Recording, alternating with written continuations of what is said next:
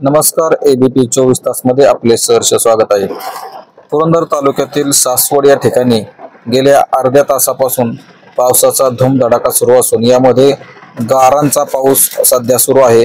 पावसाच्या मोठ्या प्रमाणामुळे वाहतुकीला अडथळा निर्माण होत असून यामध्ये सासवड शहरातील अनेक रस्त्यांवर मोठ्या प्रमाणावरती पाणी साचले असून पाणी वाहत आहे।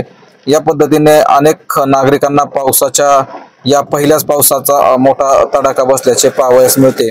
मोठ्या प्रमाणावर पाऊस झाल्यामुळे अनेक नागरिक हे रस्त्याच्या दुतर्फा थांबलेले पाहावयास मिळाले। धन्यवाद।